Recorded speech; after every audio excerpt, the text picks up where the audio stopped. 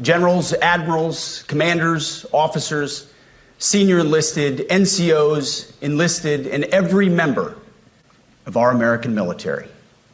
Good morning. Good morning and welcome to the War Department.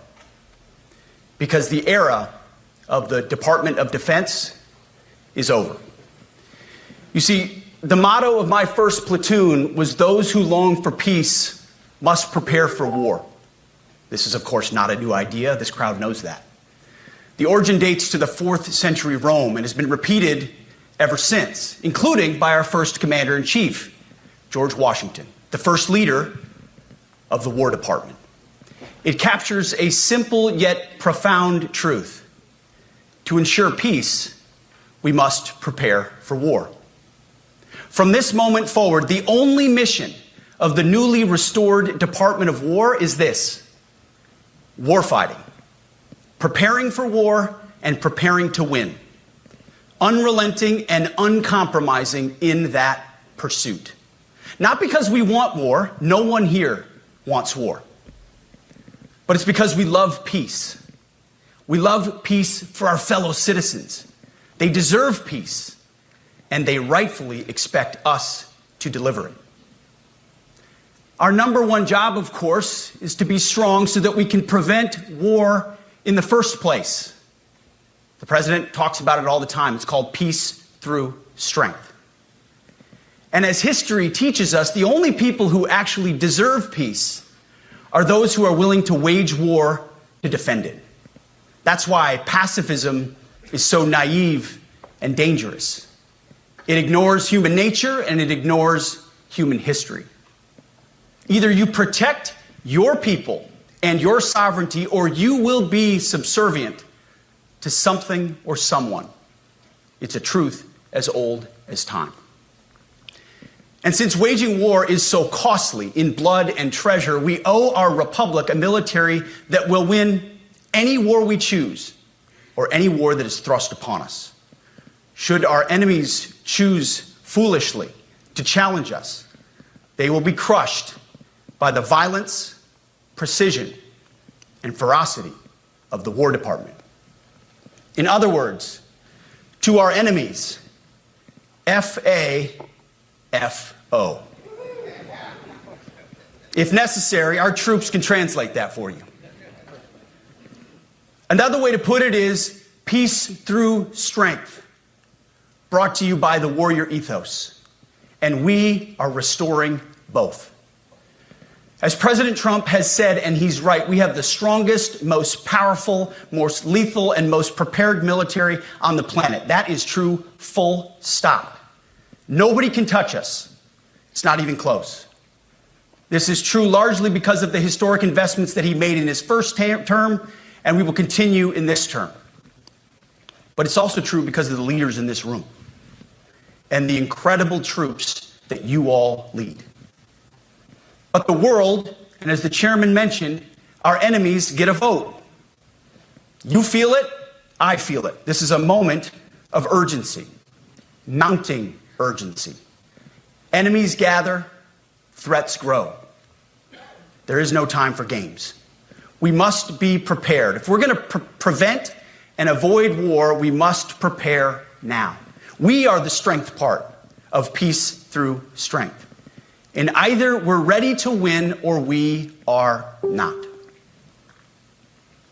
You see, this urgent moment, of course, requires more troops, more munitions, more drones, more Patriots, more submarines, more B-21 bombers.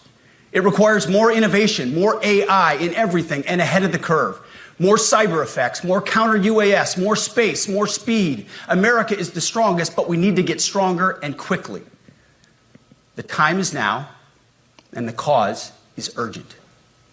The moment requires restoring and refocusing our defense industrial base, our shipbuilding industry, and onshoring all critical components. It requires, as President Trump has done, getting our allies and partners to step up and share the burden. America cannot do everything. The free world requires allies with real hard power, real military leadership, and real military capabilities. The War Department is tackling and prioritizing all of these things. And I'll be giving a speech next month that'll showcase the speed, innovation, and generational acquisition reforms we are undertaking urgently. Likewise, the nature of the threats we face in our hemisphere and in deterring China is another speech for another day, coming soon. This speech today, as I drink my coffee, this speech today is about people, and it's about culture. The topic today is about the nature of ourselves. Because no plan, no program, no reform, no formation will ultimately succeed unless we have the right people and the right culture at the War Department. If I've learned one core lesson in my 8 months in this job, it's that personnel is policy. Personnel is policy. The best way to take care of troops is to give them good leaders committed to the warfighting culture of the department. Not perfect leaders. Good leaders, competent, qualified, professional, agile, aggressive, innovative, risk-taking, apolitical, faithful to their oath and to the Constitution. Eugene Sledge, in his World War II memoir, wrote, quote, "War is brutish, inglorious, and a terrible waste. Combat leaves an indelible mark on those who are forced to endure it. The only redeeming factors are my comrades' incredible bravery and their devotion to each other." In combat, there are thousands of variables, as I learned in Iraq and Afghanistan, and as so many of you did in so many more places. Leaders can only control about 3 of them. You control how well you're trained, mostly how well you're equipped, and the last variable is how well you lead. After that, you're on your own. Our warfighters are entitled to be led by the best and most capable leaders. That is who we need you all to be. Even then, in combat, even if you do everything right, you may still lose people because the enemy always gets a vote. We have a sacred duty to ensure that our warriors are led by the most capable and qualified combat leaders. This is one thing you and I can control, and we owe it to the force to deliver it. For too long, we have simply not done that. The military has been forced by foolish and reckless politicians to focus on the wrong things. In many ways, this speech is about fixing decades of decay. Some of it obvious, some of it hidden. Or as the chairman has put it, we are clearing out the debris, removing the distractions, clearing the way for leaders to be leaders. You might say we're ending the war on warriors. I heard someone wrote a book about that. For too long, we've promoted too many uniformed leaders for the wrong reasons, based on their race, based on gender quotas, based on historic so-called firsts. We've pretended that combat arms and non-combat arms are the same thing. We've weeded out so-called toxic leaders under the guise of double-blind psychology assessments, promoting risk-averse, go-along-to-get-along conformists instead. You name it, the department did it. Foolish and reckless political leaders set the wrong compass heading, and we lost our way. We became the woke department, but not anymore. Right now, I'm looking out at a sea of Americans who made a choice when they were young men and young women to do something most Americans will not, to serve something greater than yourselves, to fight for God and country, for freedom and the Constitution. You made a choice to serve when others did not, and I commend you. You are truly the best of America. But this does not mean, and this goes for all of us, that our path to this auditorium on this day was a straight line, or that the conditions of the formations we lead are where we want them to be. You love your country, and we love this uniform, which is why we must do better. We just have to be honest. We have to say with our mouths what we see with our eyes, to just tell it like it is in plain English, to point out the obvious things right in front of us. That's what leaders must do. We cannot go another day without directly addressing the plank in our own eye, without addressing the problems in our own commands and in our own formations. This administration has done a great deal from day one to remove the social justice, politically correct, and toxic ideological garbage that had infected our department, to rip out the politics. No more identity months, DEI offices, dudes in dresses. No more climate change worship. No more division, distraction, or gender delusions. No more debris. As I've said before, and will say again, we are done with that shit. I've made it my mission to uproot the obvious distractions that made us less capable and less lethal. That said, the War Department requires the next step. Underneath the woke garbage is a deeper problem, and a more important problem that we are fixing and fixing fast. Common sense is back at the White House, so making the necessary changes is actually pretty straightforward. President Trump expects it. And the litmus test for these changes is pretty simple. Would I want my eldest son, who is 15 years old, eventually joining the types of formations that we are currently wielding? If in any way the answer to that is no, or even yes, but, then we're doing something wrong. Because my son is no more important than any other American citizen who dons the cloth of our nation. He is no more important than your son. All precious souls made in the image and likeness of God. Every parent deserves to know that their son or their daughter that joins our ranks is entering exactly the kind of unit that the Secretary of War would want his son to join. Think of it as the golden rule test. Jesus said, "Do unto others that which you would have done unto yourself." It's the ultimate simplifying test of truth.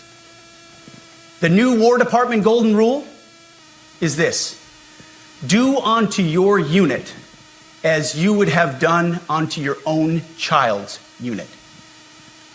Would you want him serving with fat or unfit or undertrained troops? Or alongside people who can't meet basic standards? Or in a unit where standards were lowered so certain types of troops could make it in?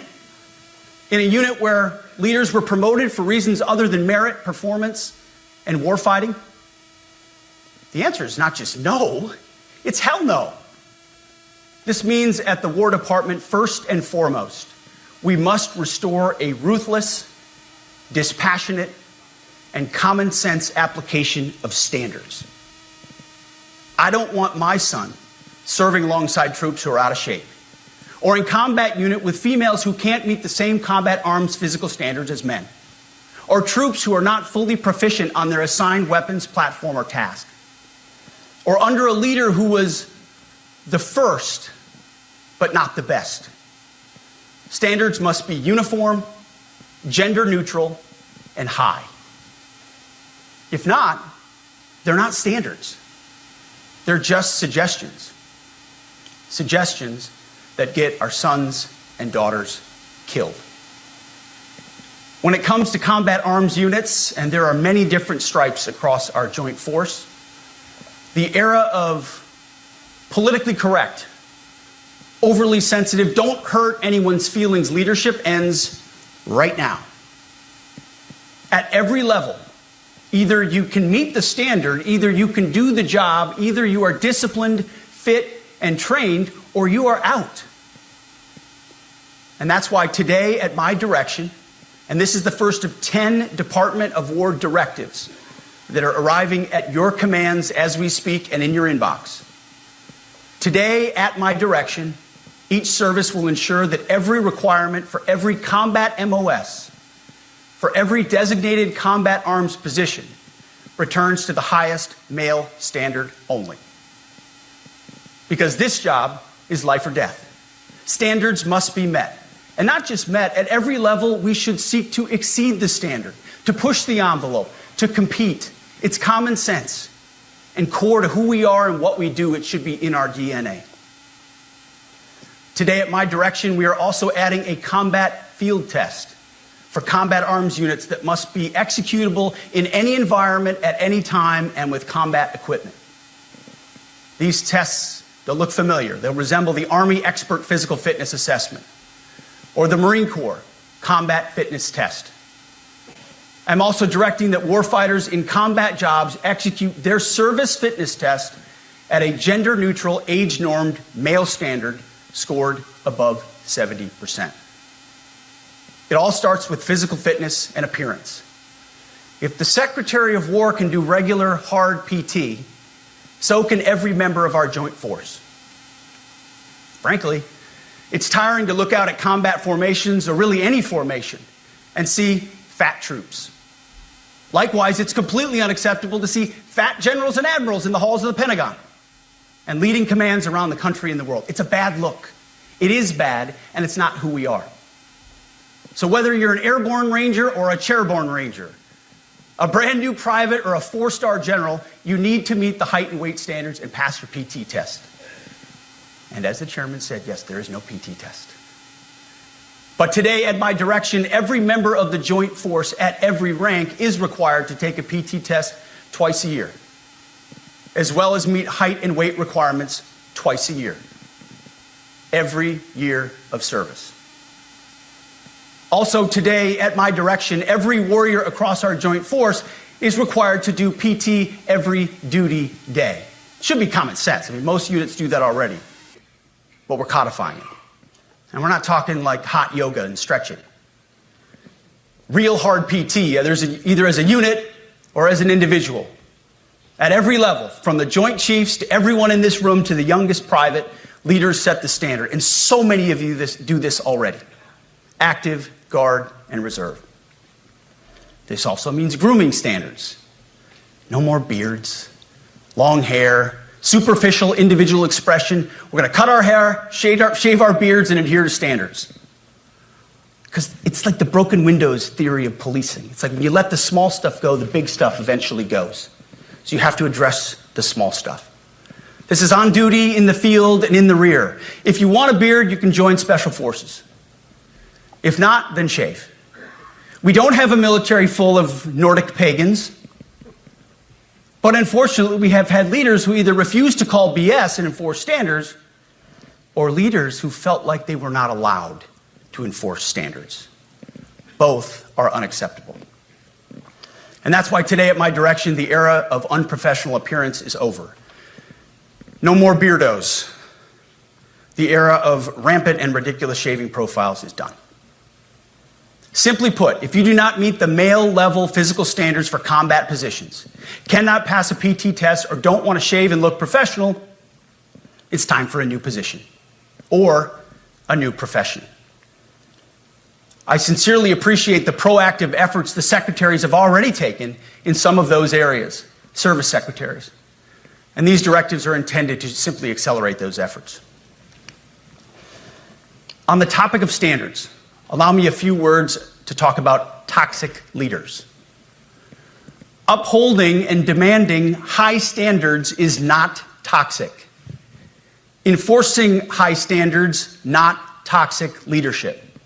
Leading warfighters toward the goals of high, gender-neutral, and uncompromising standards in order to forge a cohesive, formidable, and lethal Department of War is not toxic. It is our duty, consistent with our constitutional oath. Real toxic leadership is endangering subordinates with low standards. Real toxic leadership is promoting people based on immutable characteristics or quotas instead of based on merit. Real toxic leadership is promoting destructive ideologies that are an anathema to the Constitution and the laws of nature and nature's God, as Thomas Jefferson wrote in the Declaration of Independence. The definition of toxic has been turned upside down, and we're correcting that. That's why today, at my direction, we're undertaking a full review of the department's definitions of so-called toxic leadership, bullying, and hazing, to empower leaders to enforce standards without fear of retribution or second guessing. Of course, you can't do like nasty bullying and hazing. We're talking about words like bullying and hazing and toxic. They've been weaponized and bastardized inside our formations, undercutting commanders and NCOs. No more. Setting, achieving, and maintaining high standards is what you all do. And if that makes me toxic, then so be it. Second, today in our direction, we're ensuring that every service, every unit, every schoolhouse, and every form of professional military education conduct an immediate review of their standards.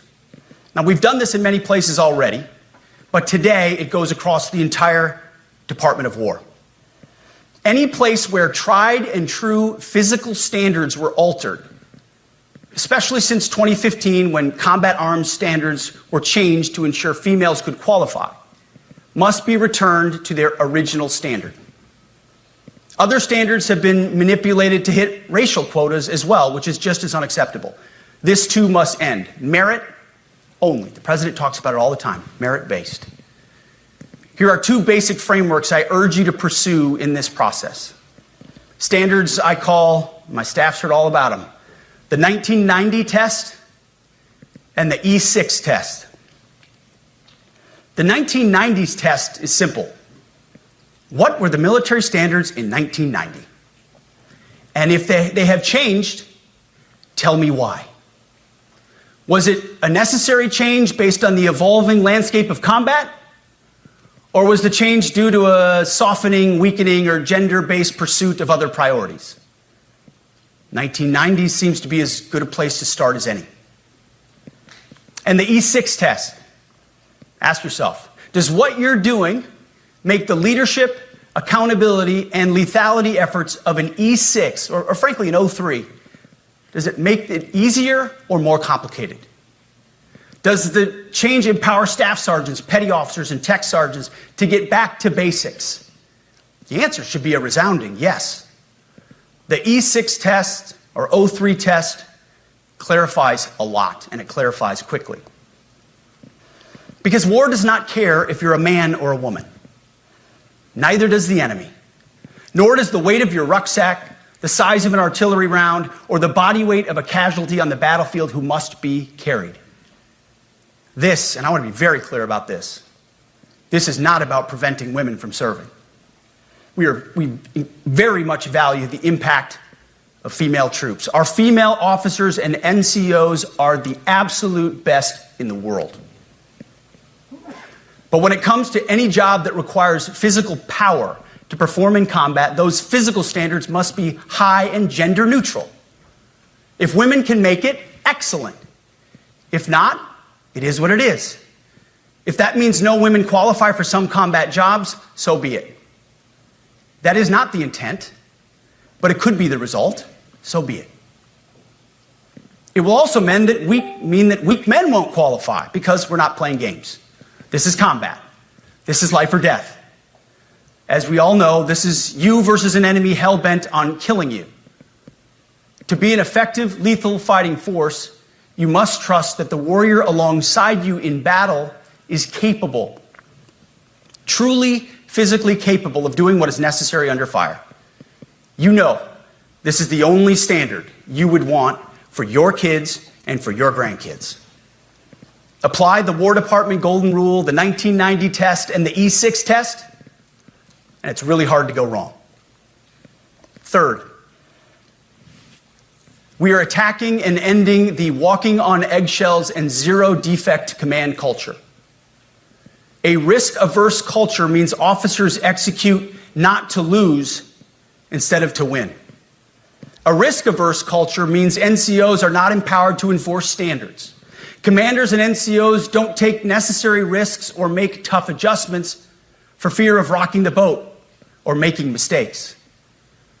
A blemish-free record is what peacetime leaders covet the most, which is the worst of all incentives. We, as senior leaders, need to end the poisonous culture of risk aversion and empower our NCOs at all levels to enforce standards. Truth be told, for the most part, we don't need new standards. We just need to reestablish a culture where enforcing standards is possible. And that's why today at my direction, I'm issuing new policies that will overhaul the IG, EO, and MEO processes. I call it the No More Walking on Eggshells policy. We are liberating commanders and NCOs. We are liberating you. We are overhauling an inspector general process, the IG, that has been weaponized, putting complainers, ideologues, and poor performers in the driver's seat. We're doing the same with the equal opportunity and military equal opportunity policies, the EO and MEO at our department. No more frivolous complaints, no more anonymous complaints, no more repeat complainants, no more smearing reputations, no more endless waiting, no more legal limbo, no more sidetracking careers, no more walking on eggshells. Of course, being a racist has been illegal in our formation since 1948. The same goes for sexual harassment. Both are wrong and illegal. Those kinds of infractions will be ruthlessly enforced. But telling someone to shave or get a haircut or to get in shape or to fix their uniform or to show up on time or to work hard, that's exactly the kind of discrimination we want. We are not civilians. You are not civilians. You are set apart for a distinct purpose.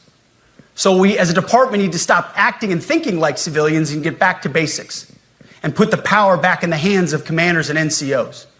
Commanders and NCOs who make life and death decisions. Commanders and NCOs who enforce standards and ensure readiness.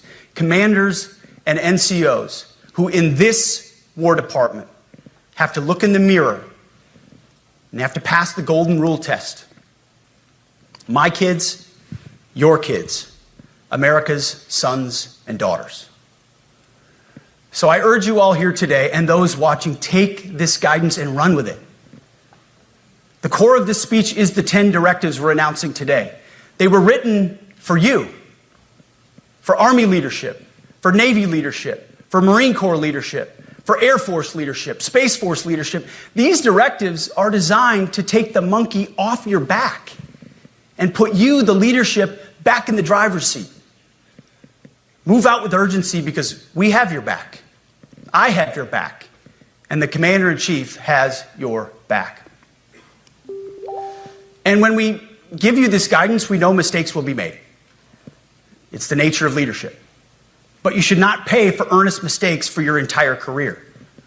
And that's why today, at my direction, we're making changes to the retention of adverse information on personnel records that will allow leaders with forgivable, earnest, or minor infractions to not be encumbered by those infractions in perpetuity. People make honest mistakes, and our mistakes should not define an entire career. Otherwise, we only try not to make mistakes, and that's not the business we're in. We need risk takers and aggressive leaders and a culture that supports you. Fourth, at the War Department, promotions across the Joint Force will be based on one thing: merit. Colorblind, gender-neutral, merit-based. The entire promotion process, including evaluations of warfighting capabilities, is being thoroughly re-examined. We've already done a lot in this area, but more changes are coming soon. We'll promote top-performing officers and NCOs faster and get rid of poor performers more quickly. Evaluations, education, and field exercises will become real evaluations, not box checks, for every one of us at every level. These same reforms happened before World War II as well. General George Marshall and Secretary of War Henry Stimson did the same thing. And we won a world war because of it. As it happens, when he started the job, Chairman Kane gave me a frame and a photo to hang in my office. A matching frame and photo hangs in his.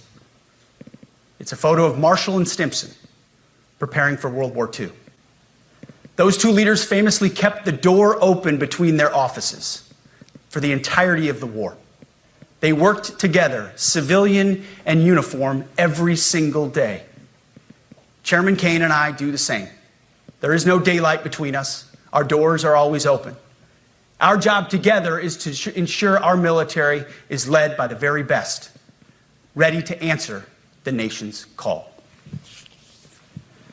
Fifth, as you have seen, and the media has obsessed over, I have fired a number of senior officers since taking over. The previous chairman, other members of the Joint Chiefs, combatant commanders, and other commanders. The rationale for me has been straightforward. It's nearly impossible to change a culture with the same people who helped create or even benefited from that culture, even if that culture was created by a previous president and previous secretary. My approach has been simple. When in doubt, assess the situation, follow your gut, and if it's the best for the military, make a change.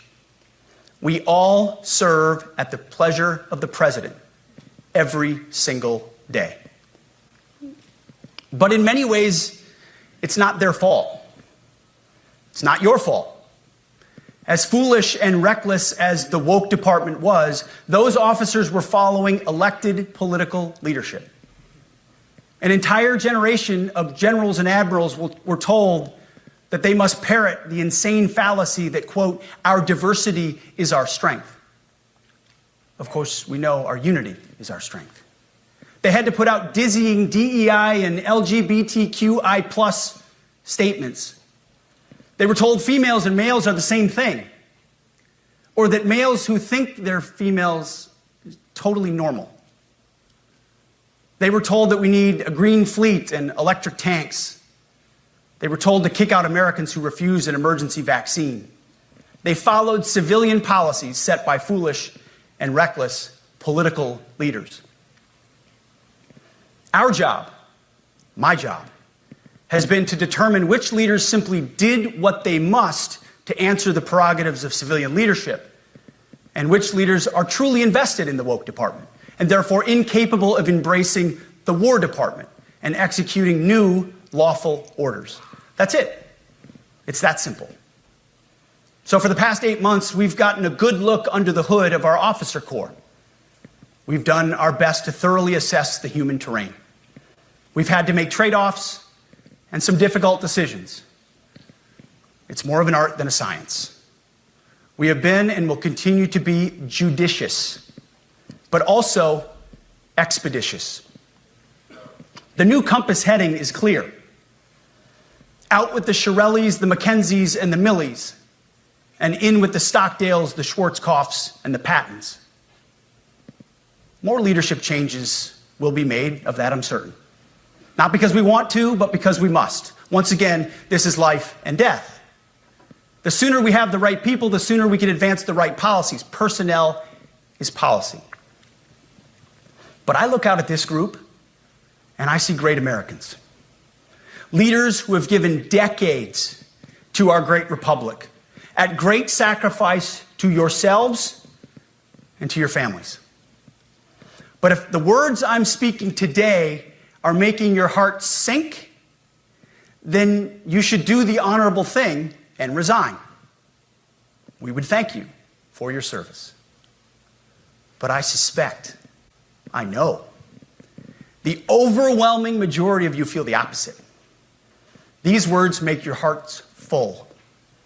You love the War Department because you love what you do, the profession of arms. You are hereby liberated to be an apolitical, hard-charging, no-nonsense, constitutional leader that you joined the military to be. We need you locked in on the M. Not the D, the E, or the I, not the DEI or the DIE of dime. By that I mean the M, military, of the instruments of national power. We have entire departments across the government dedicated to diplomatic, informational, and economic lines of effort. We do the M. Nobody else does. And our GOFOs need to master it in every domain and every scenario. No more distractions, no more political ideologies, no more debris. Now, of course, we're going to disagree at times. We would not be Americans if we didn't. Being a leader in a large organization like ours means having frank conversations and differences of opinion. You will win some arguments, and you will lose some arguments. But when civilian leaders issue lawful orders, we execute. We are professionals in the profession of arms. Our entire constitutional system is predicated upon this understanding. Now, it seems like a small thing, but it's not. This includes as well the behavior of our troops online. To that end, I want to thank and recognize the services for their new proactive social media policies. Use them. Anonymous, online, or keyboard complaining is not worthy of a warrior. It's cowardice masquerading as conscience. Anonymous, unit-level social media pages that trash commanders, demoralize troops, and undermine unit cohesion must not be tolerated. Again, O3s, E6s. Sixth, we must train and we must maintain. Any moment that we are not training on our mission or maintaining our equipment is a moment we are less prepared for preventing or winning the next war. That is why today, at my direction, we are drastically reducing the ridiculous amount of mandatory training that individuals and units must execute. We've already ended the most egregious.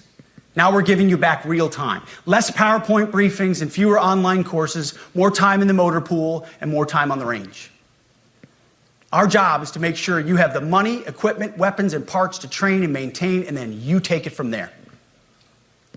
You all know this because it's common sense. The tougher and the higher the standards in our units, the higher the retention rates in those units. Warriors want to be challenged. Troops want to be tested. When you don't train and you don't maintain, you demoralize. And that's when our best people decide to take their talents to the civilian world.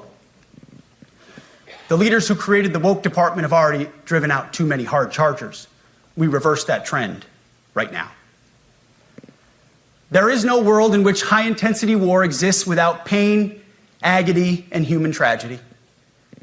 We are in a dangerous line of work. You are in a dangerous line of work. We may lose good people. But let no warrior cry out from the grave, "If only I had been properly trained." We will not lose warfighters because we failed to train or equip them or resource them. Shame on us if we do. Train like your warriors' lives depend on it, because they do. To that point, basic training is being restored to what it should be: scary, tough, and disciplined. We're empowering drill sergeants to instill healthy fear in new recruits, ensuring that future warfighters are forged. Yes, they can shark attack, they can toss bunks, they can swear, and yes, they can put their hands on recruits. This does not mean they can be reckless or violate the law, but they can use tried and true methods to motivate new recruits, to make them the warriors they need to be. Back to basics at basic as well. Of course, and you know this, basic training is not where mission readiness should end. The nature of the evolving threat environment demands that everyone, in every job, must be ready to join the fight if needed. A core credo of the Marine Corps is every Marine a rifleman. It means that everyone, regardless of MOS, is proficient enough to engage an enemy threat at sea, in the air, or in a so-called rear area. We need to ensure that every member of our uniformed military maintains baseline proficiency in basic combat skills, especially because the next war, like the last, will likely not have a rear area. Finally, as President Trump rightly pointed out when he changed the department name, the United States has not won a major theater war since the name was changed to the Department of Defense in 1947. One conflict stands out in stark contrast: the Gulf War. Why? Well, there's a number of reasons, but it was a limited mission with overwhelming force and a clear end state. But why did we execute and win the Gulf War the way we did in 1991? There's two overwhelming reasons. One was President Ronald Reagan's military buildup gave an overwhelming advantage. And two, military and Pentagon leadership had previous formative battlefield experiences. The men who led this department during the Gulf War were mostly combat veterans of the Vietnam War. They said never again to mission creep or nebulous end states. The same holds true today. Our civilian and military leadership is chock full of veterans from Iraq and Afghanistan who say never again to nation building and nebulous end states. This clear-eyed view, all the way in the White House, combined with President Trump's military buildup, postures us for future victories if, and we will, and when we embrace the War Department. And we must. We are preparing every day. We have to be prepared for war, not for defense. We're training warriors, not defenders.